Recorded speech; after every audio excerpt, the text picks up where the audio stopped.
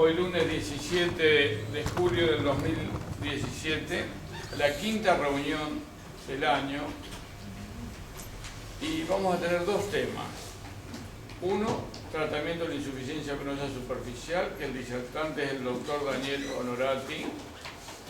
Y el segundo tema es clorofoam como tratamiento efectivo para la úlcera venosa, y el disertante va a ser el doctor José Luis Rizardi. Antes de comenzar, quería pasar el anuncio que va a haber un curso intensivo de ecodoppler venoso y procedimientos ecoasistidos en miembros inferiores, con práctica intensiva, dictado por el doctor profesor Jorge Segura y como invitados a la doctora Paulina Sliserman y al doctor Oscar Gural Romero, y la dirección general de Roberto Venecia, y va a ser el 4 y 5 de agosto del 2017 en el Centro Quirúrgico Rosario de la calle La Paz al 697. Bien, vamos a empezar con el primer disertante, el doctor Daniel Onorati. Adelante, Daniel. Escuchamos tu disertación. Sí. No, el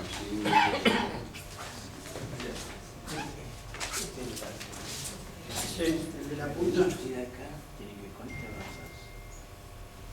y con el otro y reducido. pero tiene que conectar. No, pero ahí. A ver. No, pero ponerle la copia.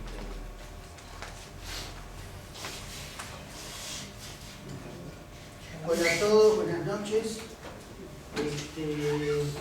Bueno, la charla esta es muy difícil de encarar desde un punto de vista o de manera que pueda resultar amena para todos, porque los tratamientos son más o menos casi todos conocidos o bien conocidos.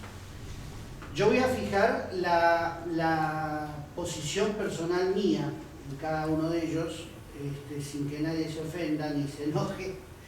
Pero bueno, a eso venimos, a que cada uno exprese en una sociedad científica lo que considera que es mejor o lo que es más apropiado en los pacientes.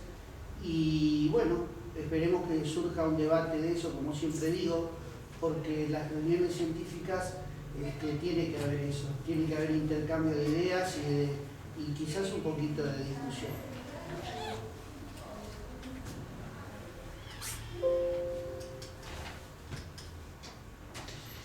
¿Qué es el tratamiento ideal? Porque en eso cada vez que analicemos una técnica tenemos que ver si nos va a llevar a un tratamiento, a un resultado ideal y cómo, si respeta las normas de lo que es un tratamiento ideal. Entonces para mí, desde bajo mi punto de vista, es eliminar la hipertensión y el flujo dentro de la safena interna. No hablo de reflujo, hablo de flujo, porque aunque una vena esté insuficiente y tenga reflujo, en algunas ocasiones o en algunos momentos del día ese paciente tiene flujo. Y ahí hay que establecer si esa vena, como decía Ferracani el viernes el otro día, hay que sacarla o no. Entonces hay que empezar a escuchar todos los argumentos. Sin transmitirlo a sus colaterales, porque ellas pueden enfermar también. Si yo transmito el flujo y la hipertensión a las colaterales, se pueden enfermar estas. Con recuperación inmediata del paciente, es decir, hoy en día una cirugía menor, no se justifica que el paciente esté internado 1 o 2 días con los riesgos que hay en las internaciones prolongadas en un hospital o en un sanatorio. Sin dolor intra o posoperatorio, las técnicas que desencadenen dolor no son buenas, aunque a veces es inevitable, pero no son buenas, y a un costo relacionado con el procedimiento.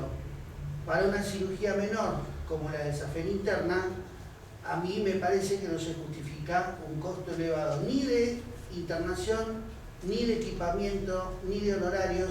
Es decir, tiene que haber un valor acorde al cirujano o al médico que lo hace, estoy de acuerdo. Pero no puede tener el mismo precio que una cirugía cardíaca. Y en Buenos Aires, por lo menos, hay centros que tienen un honorario de esto semejante al de las cirugías cardíacas. Y eso es un poco que está mal. no deben quedar residuales. Esto es una palabra que muchas veces se confunde, la recidiva, la residual. Yo sé que todos lo tienen claro en su mente, pero hay que dejar establecido que no debe haber residuales en un buen procedimiento. Ni varices, ni contactos de la safena interna como pusimos acá. ¿Por qué? Porque a ella se transmite la hipertensión y el flujo. Y ya que son inevitables las recidivas a largo plazo, porque son inevitables, estas tienen que ser de baja complejidad, de baja morbilidad y que sea la menor cantidad posible de recidivas. Las alternativas actuales a la safenectomía, yo puse las más nombradas, las que yo conozco por lo menos, porque estoy seguro que debe haber otras que no las conozco. Pero me pareció bien hacer un listado. En primer lugar, la crosectomía sola, operación de Odicio. El otro día se dijo operación de Shapira y es la operación de Odicio, está descrita en el libro de Odicio. La crosectomía más resección escalonada del eje safeno y de las colaterales. La valvuloplastía externa, que después tengo una diapo para mostrarles, consiste en poner una cincha de Dacron alrededor del callado. Cada uno puede opinar si le gusta o no. El láser, ahora el láser está cada vez más en boga. La radiofrecuencia, que compiten estos dos métodos físicos, compiten bastante. Después le voy a decir cuál me gusta a mí. La escleroterapia con aguja, la escleroterapia con catéter, que fue publicada por los alemanes hace poco y por algunos franceses, es un procedimiento que describió De Simone en 1988, que lo hacía con un drum cut. Pero nosotros, que somos una máquina de picar carne, lo publicó un alemán y era genial, lo publicó De Simone y no le dimos bola. Flebogriff, yo hice algunos, ahora hace poco, en relación, cuando faltaba poco para el congreso. Me gustó, pero es un híbrido más. Yo así le dije a Ezequiel Pietrabal y mucho no le gustó, pero le digo, esto es un híbrido más. Y el catéter rotativo, el Clarivate, que después vamos a ver un dibujo, el mecanismo de acción, y ustedes dirán si les gusta o no. ¿Cómo deberíamos calificar que esto, lamento no haberles traído terminado pero por ahí lo podemos hacer a mano, eso que lo dictamine el presidente, la calificación de ustedes a cada uno de estos métodos, de acuerdo a la curva de aprendizaje, que si es larga, corta, si es fácil, si es compleja, las complicaciones, la gravedad de las complicaciones, no la cantidad. El costo para el médico, el costo para el paciente y la reinserción laboral, si es rápida o a la vida cotidiana, si es rápida o si es lenta. Esto es la crosectomía más resección escalonada y este es el Flebogriff. El resumen. Bueno, este es el Clarivate. Como ven, es un equipo que tiene en la punta, en forma excéntrica, un filamento metálico que gira rápidamente, produce lesión endotelial y a través de este catéter además se inyecta espuma. Igual que el Flebogriff. Nada más que este gira y el Flebogriff está quietito, inclusive ellos dicen que uno lo debe girar un poquito. Es muy difícil diferenciar los métodos. Ustedes pueden decir, bueno, no hace falta diferenciarlos. Son parecidos, son parecidos. Pero bueno, ahí tendríamos que empezar a examinar los costos, tendríamos que examinar las complicaciones, y esto es lo que a mí me parece que está mal. Que uno adapta a la vida cotidiana procedimientos que no están suficientemente probados, no están suficientemente evaluados, y uno los hace porque la industria lo impone. Y me parece que eso no está bueno. Este es el famoso Clarivate. Así actúa. Esto tiene una turbina, es bastante parecido o semejante el concepto a lo que era el rotablator en cirugía arterial, que molía la placa de ateroma y la aspiraba. Estos lesionan el endotelio e inyectan espuma. Pero nosotros, cuando inyectamos espuma solamente, también tenemos irritación y fibrosis. Así que no sé si se justifica el costo. No sé bien cuánto vale tampoco. Porque ¿Es caro? Sí. ¿Sabés cuánto vale? En Nueva Orleans lo presentaron, o sea que no lo presentaron, sino que le dieron más impulso a este método, y realmente era un método bastante caro. Y hacía pocos años que había salido este método a ser utilizado, y no, yo presenté una diapositiva que no pasaban de 3 años la experiencia en esto. Daniel, y lo otro que yo tengo entendido es que cuando lo diseñaron lo hicieron para líquido, no para espuma, porque justamente tenían todo el problema de las embolias, todavía en ese momento. Y bueno, la idea, digamos, de eso era poder presionar y que tenga más penetración el líquido. Pero Es un después no Es sé un qué híbrido. terminó, digamos. El Flebogrif También es un híbrido. El Flebogrif, por eso en los costos era $900 el catete. Este no sé cuánto debe valer más. Y siempre que tiene más mecanismos. Se mueve solo. Por eso. Bueno, esto es una foto que se la pedí al doctor Kuro Spazzi cuando estuvo en el Congreso. La verdad que la vi. El tipo, yo le escribí a principios del año pasado para preguntarle si iba a venir y para invitarlo. Me dijo que iba a venir, y a mí me habían dicho, yo pregunté a los que me sugirieron el nombre de él, de qué podía hablar, y me dijeron pedirle que hable de espuma. Entonces le mandé en la carta pidiéndole si podía hablar de espuma esclerosante. Entonces el tipo se tomó, para lo que vean lo que es la humildad en alguna gente, se tomó el trabajo de hacer una mostración de cómo se comporta la espuma dentro de la vena. Entonces pidió un angioscopio, inyectó espuma, y por supuesto la espuma se va para arriba. No tiene nada espectacular esto, pero sí el trabajo del tipo de haber pedido un angioscopio a los cirujanos vasculares de su hospital y hacer un video, porque esto es en video, yo no lo tengo el video, es en video y se ve perfectamente cómo la espuma queda quieta ahí y avanza muy muy lentamente.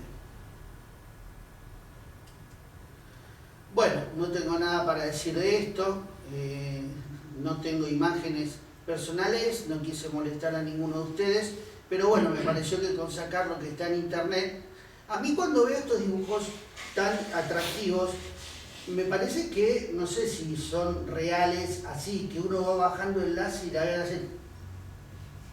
Me parece que no es tan fácil eso.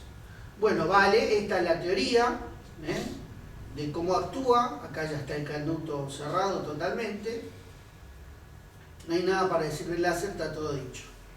Esto es, dentro de los métodos físicos, el que a mí más me gusta. Quiero aclarar que acá sí tengo conflictos de interés, porque ustedes todos lo conocen a Carcalexis, y hace muchos años yo le dije, Hernán, vos que sos ingeniero y te das maña con los equipos, porque él empezó con el padre haciendo equipos de rayos, fabricando y reparando. Le digo, ¿por qué no haces un equipo de radiofrecuencia, que tengo entendido que es más simple que el mecanismo del sonajero hacerlo? Y se llevó mi equipo de radiofrecuencia, yo tenía el Hellman, el americano, lo desarmó y armó uno. Por supuesto no es igual, porque el que tengo yo, esa válvula, que según la gente que sabe, tiene más potencia que lo que son a transistores como estos. Bueno, lo desarmó, hizo uno, y a mí realmente ese que hizo él, tanto para la percutánea como para la endoluminal, me parece más atractivo y le encontré un muy buen uso. Y además tiene el gran mérito de ser de fabricación nacional, que no es poco. Yo por eso lo felicito públicamente. Estos son los primeros catéteres de radiofrecuencia, ese del Venus. Ahora es el catéter, que tiene acá un comando para cortar. Ya todos saben que corta automáticamente. Se le da la potencia a los joules y solito va cortando y progresando, y suena una alarma si uno ya puede retirar o no. La verdad que me parece bueno el equipo. Estos son los primeros que habían, tenían más frenchaje, pero y se reportan con la radiofrecuencia menos accidentes que con el láser. No sé si es verdad, porque aún así radiofrecuencia hago poca, pero dicen que se reportan menos accidentes. Esto es lo que ocurre en una radiofrecuencia endoluminal. Esta no es de Kuroshparsi.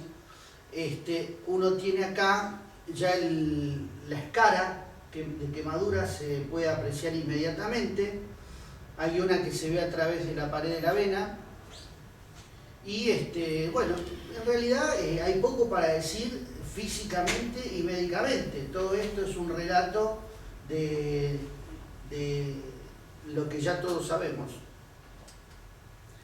Y esto es una cosa que no tengo referencias de nadie que lo haya hecho en la Argentina, que es el vapor de agua, que es una esclerosis física también, diría yo, ¿no? O química, no sé, como térmica. Física, porque es Física térmica. No sé qué decir, no conozco a nadie que lo haya No hecho. está aprobado por la ANMAT. No está aprobado por ANMAT y no hay ningún interés en traerlo al país por parte del fabricante, el único fabricante que hay. Los españoles tienen mucha experiencia con esto, que es prácticamente el método que usan. En España es donde más se usa. Con resultados equiparables, según ellos, a los otros dos. Y este es un método que no lo traigo con fines médicos, lo traigo con fines anecdóticos. Es un método para mí de tortura. Y lo puedo decir porque en el hospital hicimos 4 con el doctor Bricio, no tenía dónde hacerlo, me pidió venir al hospital hace muchos años. Vino, operó 4 pacientes. Y es una cosa que hace sangrar mucho, que duele muchísimo el posoperatorio, deja neuritis, y sin embargo así todo en Estados Unidos fue aprobado. Entonces yo, ilustrándome de esto, encontré en el año 2002 una propaganda en el diario, como ocurre con todos estos métodos, propagandas en el diario, no en las revistas científicas, donde esto es lo que decía la doctora del Hospital de Clínicas, o del italiano, una doctora con respecto al método dentro de su speech. El éxito del tratamiento fue del 100%. ¿Cómo nos abusamos de los pobres pacientes? La verdad, a mí me da vergüenza. Las varices afectan aproximadamente al 70% de la población. Equivocó los porcentajes, en el mejor de los, y en los cálculos más optimistas, lo dijo al revés.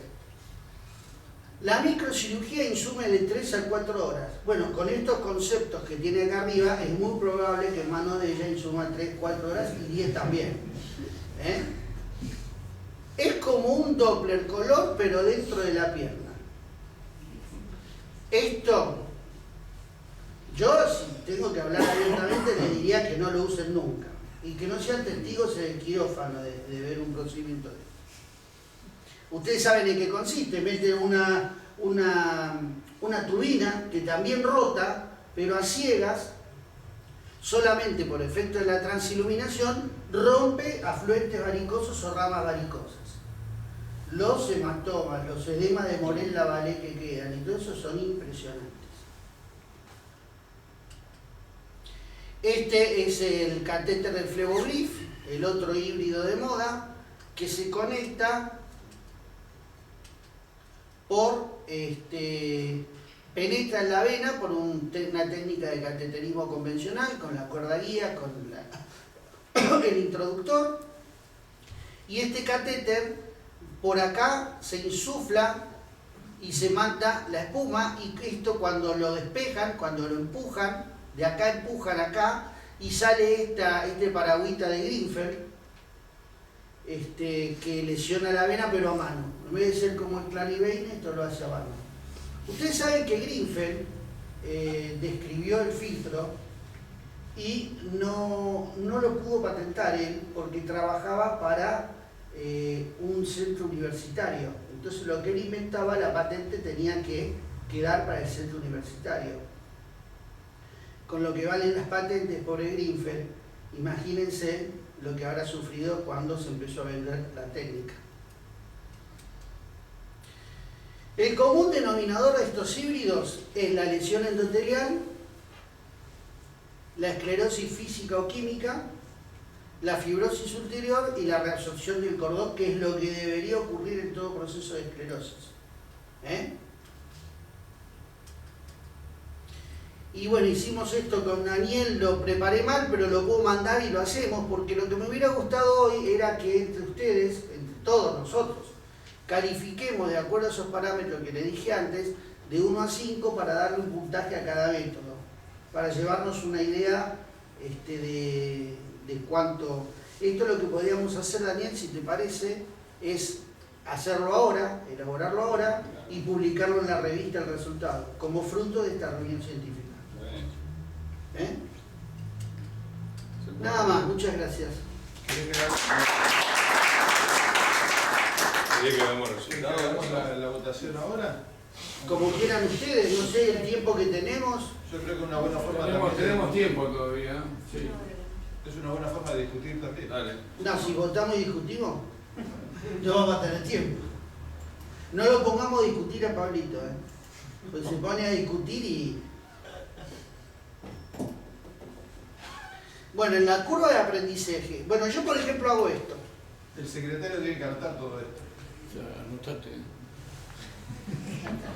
Yo le digo lo que hago. Hago esto ahora y un poco de radiofrecuencia. Hice 4 Flebogrif, me gustó, pero no puedo separarlo de lo que es una escleroterapia convencional. Entonces no lo puedo calificar. Que tenga un alambrecito que dé vuelta y que lesione el endotelio no me dice nada, no es un método puro.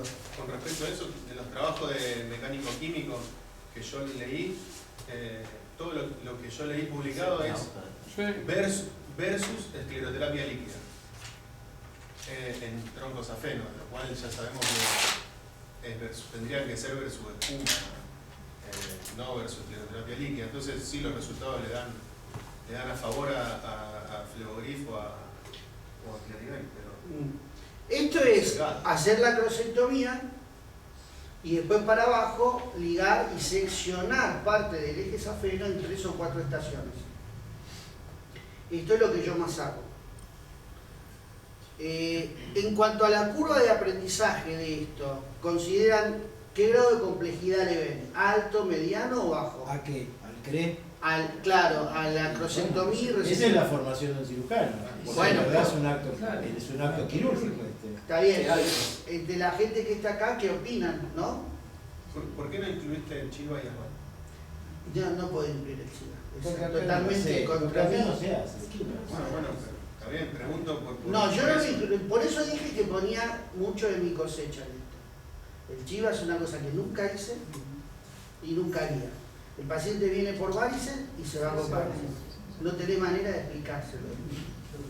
Y menos acá, en Argentina. Pero la curva de aprendizaje, ¿en qué decís vos de ponerla? En complejidad. No, en si es muy complejo de aprender, En un número.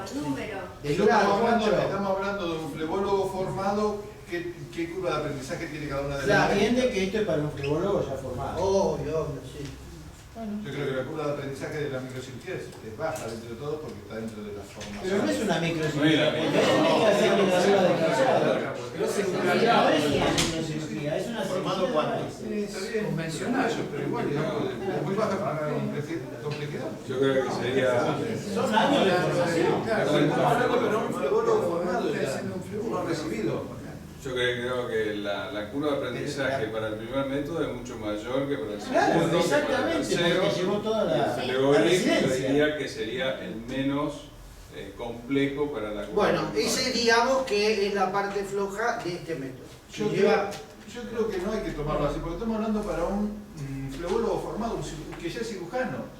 Entonces la técnica no te lleva tanto. Pero llevar a la formación, a la Pero para qué estamos hablando. una especialidad. Pero estamos hablando para un flebólogo formado, porque que va a hacer el láser también es un flebólogo formado. se toma de todo lo que hiciste, ¿no? No, Eso yo creo que... Bueno, pero Vos sos entonces, médico. Hablando de la curva de aprendizaje. por eso, si hablamos de curva de aprendizaje, te va a dar mucho más trabajo hacer un láser que Esperá. vos ponete en el lugar que no sabe hacer ninguno de los métodos. Claro. ¿Qué va a costar más aprender a hacer? ¿Un láser o una ligadura? Yo te vi. Che, No, láser toda la vida. allá atrás quiere hablar un doctor.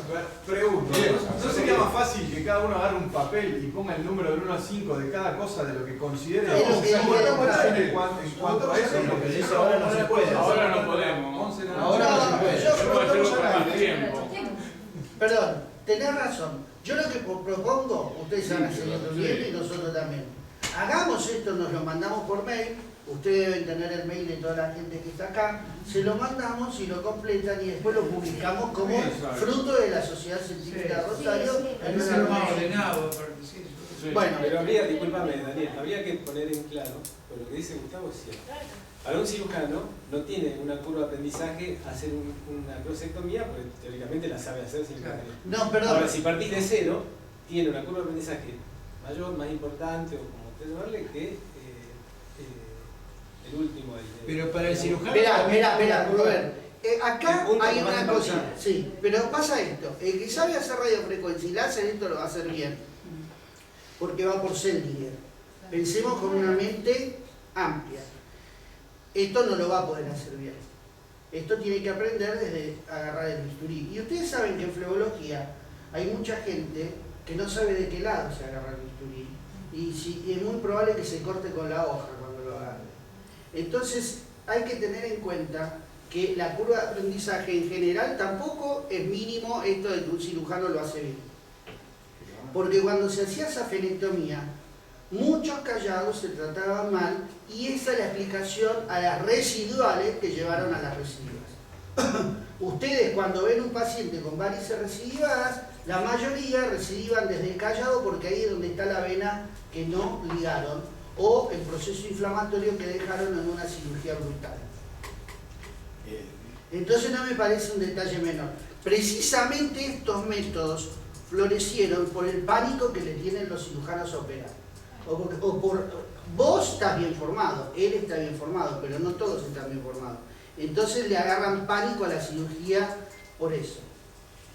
Vos sabés, Daniel, que me parece genial el poder hacer que alguien piense en todas estas cosas, pero realmente uno no se lo hubiese ocurrido nunca que hacer una compulsa de esto. Pero me surge en este momento la idea de tres conceptos que son fundamentales. El primero es que para hacer flebología tiene que saber cirugía. Y para mí eso es fundamental. Ningún método tiene que estar supeditado a que no se haga cirugía. En la actualidad, cualquier médico que hace cirugía sabe hacer muy bien punciones y usar un ecógrafo para hacer las punciones. Hoy un residente de terapia, un residente de primer y segundo año de cirugía general, punza bajo guía ecográfica o no, de hacer vías centrales como nada. Incluso a veces cuando uno pierde la práctica lo tienen más canchas que uno en hacer esos abordajes. Entonces estas son cosas que, por ejemplo, el láser, la de frecuencia y el tercer punto ahí es prácticamente todo lo mismo, porque es una misma práctica, es hacer una técnica. Entonces yo creo que si uno habla estas cosas a nivel de cirujano, no tiene mucho sentido de decir curva de aprendizaje. Si uno lo habla de una persona que quiere aprender flebología, ahí sí le diría que tiene una curva de aprendizaje. Una de las primeras es aprender a ser cirujano y la segunda es saber hacer una punción por centro. En mi opinión. ¿Está bien? Sí, igualmente hablamos que la radiofrecuencia es un aparato que te controla absolutamente todo y no tienes más que ponerlo y apretar un botón. El láser ya lleva mucho de artesanía. A mí esa idea también me surgió hasta que empiezo a leer los trabajos actuales en donde mucha gente dice que hay que hacerle una aplicación 2 veces, hay que hacerle 3 disparos. Quiere decir que el ojo de la persona acá también influye. No es apretar un botón y irte tranquilo. Es decir, yo no he hecho radiofrecuencia, así que no puedo hablar por experiencia. Pero sí, de recoger la opinión. En razón del tiempo, yo creo que tenemos que dejar este tema y pasar y hacer el comentario sobre lo que él expuso, sobre los métodos que expuso. Y esto dejarlo tal vez para otra sesión y desmenuzarlo y hacer una cosa bien. Con respecto a la exposición del... ¿Qué tiene?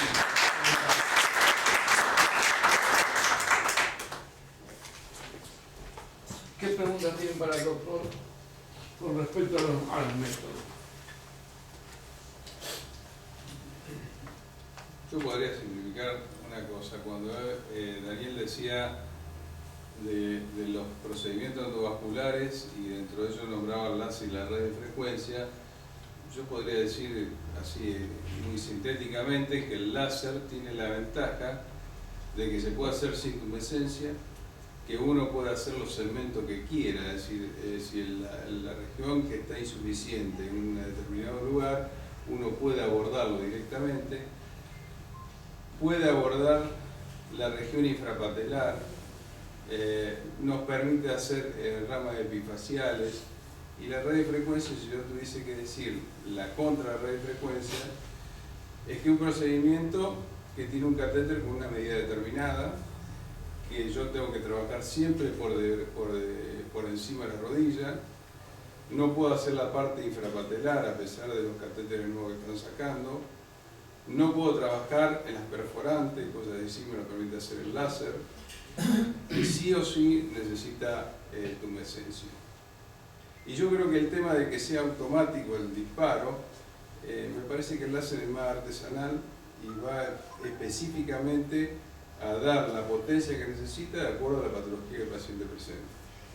Sí, yo no sé con quién hablaba ayer, me acuerdo cuando en el año 2000 vino Ascon Elizalde a Córdoba y le preguntaron, que ahí fue donde Soraco se enamoró del procedimiento, le preguntaron cuánto tiempo le daba y cómo lo regulaba, y el tipo, pues hombre,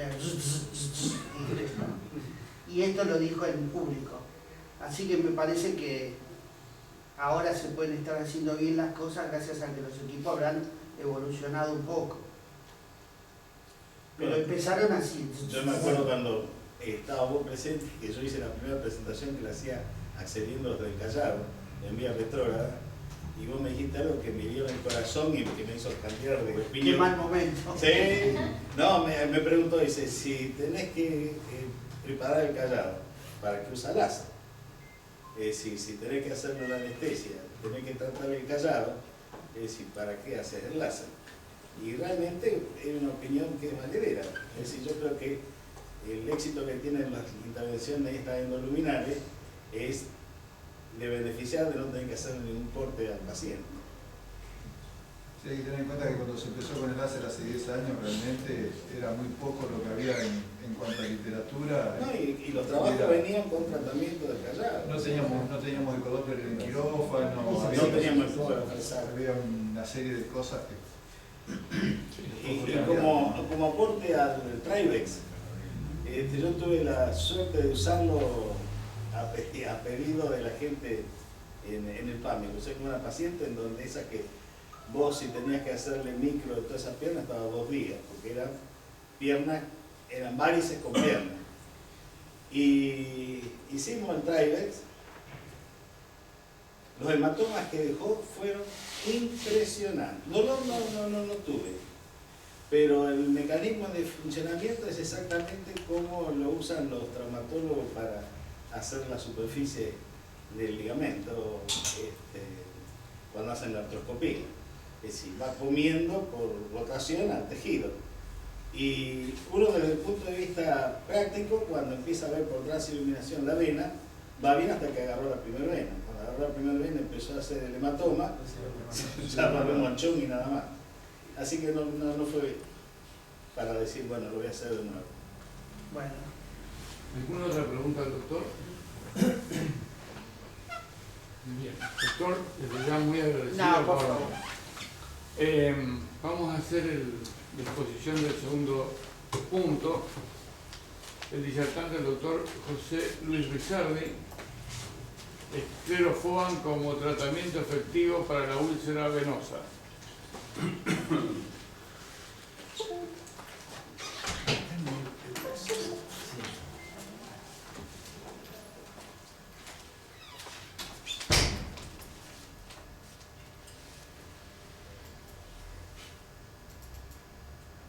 El primero, exacto.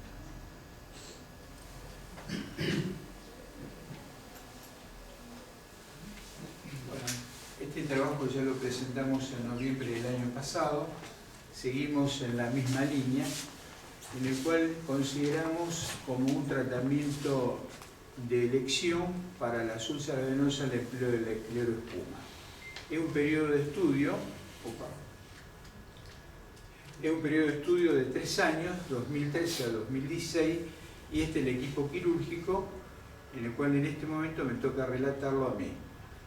Los lugares donde se realizaron fue en el Sanatorio IPAM, en mi consultorio y en el Hospital Español. Siguiente, por favor. Tenés que... Perdón. Te lo paso yo. Si querés el láser lo tenés ahí. Está bien. Este trabajo lo presentamos en el 8º Simposio de la Ciudad de Nueva York, que se desarrolló en abril de este año, entre el mes de abril del 6 al 8. Siguiente, por favor. Los objetivos que tratamos de cumplir fueron, primero, la oclusión de las venas que generan la hipertensión venosa y, en consecuencia, a través de ella, lograr el cierre de las úlceras. Distintos mecanismos se establecen entre la relación de la hipertensión venosa y la generación de la úlcera. Y el segundo objetivo fue lograr un procedimiento de carácter ambulatorio, algo que el doctor Onorati mencionó hace un momento, que es un elemento importante por ser la cirugía venosa hoy una cirugía de menor complejidad. Y reducir los tiempos, Daniel, reducir los tiempos de cicatrización, que eso sería un apartado distinto porque estaría más considerado sobre lo que se llama la curación avanzada de heridas. Siguiente, por favor. Este tratamiento de las úlceras tiene mucho largo. Comienza en 1585 con el doctor Paré, que realiza cirugía de vena para la curación de úlceras. Luego, el doctor Encke propone la elevación y reposo del miembro, o sea, ya interpretan que la hipertensión generada por el fenómeno de la gravedad es un elemento de extrema trascendencia en la generación y el mantenimiento de las úlceras. Y hoy día estamos utilizando el efecto Doppler a través de un matemático, Christian Doppler, matemático austríaco, que describe, en el cual observa que la proyección de una onda cuando choca con un elemento de movimiento, que en este caso es la sangre, cambia su frecuencia. De ahí que nosotros observamos las distintas coloraciones que tienen la sangre cuando transita por la vena. El doctor Gray establece ya una técnica más invasiva, siguiendo la línea de pared, y liga las venas para también facilitar el cierre. Pero el que le da un enfoque distinto a esto, que veníamos haciendo totalmente intervencionista, es el doctor Cabrera, en el sur de España, que inicia en 1990 el empleo de la escleroespuma y publica en el año 2004 el archivo de dermatología 116 pacientes que trata durante 10 años. Siguiente, por favor. Nosotros realizamos este material de 38 meses, que empezamos con 66 pacientes, que fueron los que presentamos el año pasado y en el simposio, con una edad media de 69 años. Los miembros tratados fueron 77, porque en unos casos se dieron bilateralidad, y la superficie de las úlceras entre 2 y 20 centímetros cuadrados. Quiero destacar que esto sería otro apartado del tratamiento que está más considerado en la curación avanzada de heridas. La antigüedad promedio de estas úlceras oscilaba en 4 años. Y sí es muy interesante decir que 4 de estos pacientes, de estos 66, eran diabéticos, o sea que tenían asociado una enfermedad arterial. Siguiente, por favor. ¿Cuál es el protocolo que nosotros establecimos? Por supuesto que se realiza habitualmente, pero hay algunas pequeñas modificaciones. Un ecodoppler diagnóstico, o sea que hacemos en la primera consulta, y luego realizamos un ecodoppler previo al procedimiento, conjuntamente con una cartografía de las venas que vamos a tratar. Simultáneamente al paciente le damos una medicación antialérgica. Hacemos una presoterapia, preparamos el FUA con polidocanol entre 1 y el 2%, de acuerdo al método de Tessari, y realizamos luego la punción ecodirigida. Inmediatamente finalizada la inyección de este FOAM, nosotros comprobamos a través del ecodoppler el resultado del mismo. Y es interesante lo que mencionaba el doctor Onorati, porque nosotros en el ecodoppler vemos en la parte superior toda la línea de burbujas, mientras que en la parte inferior no se observa, y cómo se van distribuyendo en las venas. Finalizado esto y logrando el resultado obtenido, elevamos el miembro y realizamos dos cosas. Una compresión selectiva de las venas que están tratadas con un vendaje elástico. Hacemos la presoterapia post-tratamiento y luego el paciente se moviliza con un vendaje inelástico. Habitualmente, no siempre, logramos un control, si el paciente es de Rosario, a las 48 horas y comprobamos el resultado definitivo. Siguiente, por favor. ¿Qué criterios tenemos para incluir estos pacientes? Aquellos que no han sido tratados con láser, que no han sido tratados con radiofrecuencia, que no son alérgicos al polidocanol y, muy importante, que no tengan una trombosis venosa en evolución. Siguiente, por favor. Entonces, volviendo a reconsiderar conceptos, vemos 66 pacientes que actualmente están en 75, bilaterales, que eran 9, tenemos 10, y los miembros de 77 pasaron a ser 86. El cierre de la úlcera logramos en 70 pacientes en un término máximo de 4 meses, pero en 7 restantes de los miembros se logró completado el año. En el seguimiento observamos 7 recidivas que respondieron a recanalizaciones de las venas tratadas o, cuidado, que a veces no es eso, sino la aparición de nuevas colaterales. Siguiente, por favor. Vamos a presentar 4 casos. El primero de ellos se trata de una mujer de 68 años tratada en mayo del 2016, único antecedente importante, hipertensión, múltiples úlceras en pierna derecha, con una antigüedad de 15 años de evolución. El ecodoppler mostraba insuficiencia de vena safena interna y externa conectadas por colaterales. Realizamos tratamiento ecodirigido con polidocanol al 2%. Siguiente, vamos a ver la imagen. Eso es. Observamos en esta mujer que tiene una úlcera en silla de montar. Hemos marcado aquí con líneas de punto la úlcera de la parte interna que está unida por la cara anterior con un trayecto con otra úlcera de cara externa que está cerrada. Este es un control realizado a 6 meses de practicado del FOA. Siguiente, por favor. Otra mujer, caso número 2, es una mujer de 53 años con múltiples úlceras. Este caso tiene 4 años de evolución. A los 8 días observamos esta cara interna del miembro inferior izquierdo. Vemos que en la proyección del malleolo interno y del canal tibial posterior, esta enorme úlcera con un tejido de granulación en marcha y en este punto ya tejido de epitelización.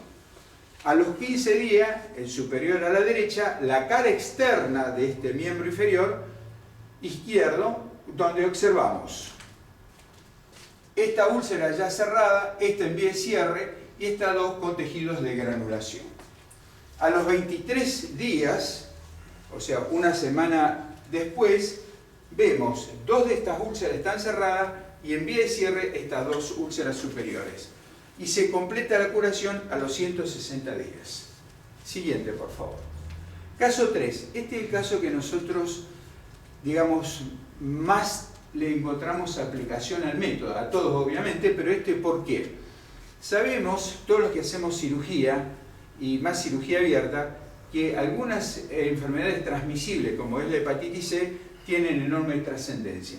Esta señora tenía una úlcera de larga evolución, como lo ven allí, sobre la proyección del canal tibial posterior, que a los 14 días de aplicado el FOAM en la parte infrapatelar se logra el cierre de la misma. Siguiente, por favor, el último caso. Este paciente, una señora de 56 años, con una úlcera que ocupa todo el tercio inferior de la pierna, que es dependiente del territorio de vena safena interna. Observamos, en el 23, se realiza la aplicación del FOAM. Al mes, que es arriba a la derecha, observamos el cierre ya, la reducción de la superficie. Esto ocurre a los 2 meses, esto a los 3 meses, y vamos a ver el resultado final. Vemos que a los 4 meses de aplicado el FOAM, se ha reducido la úlcera en un 70%. Nos queda esta superficie residual que nos costaba el cierre en forma muy importante, porque llega un momento que es como que el tejido de granulación agota su potencialidad. No es por la presencia de colaterales. Entonces, aquí le hemos aplicado un injerto de piel que extrajimos del tercio superior de su pierna. Siguiente, por favor. ¿Qué nos permite concluir esto? Primero, que es un método seguro, que es un método rápido, porque es un método que se puede entre 2 y 3 horas con todo ese protocolo completar, y que es un método mínimamente invasivo. Siguiente.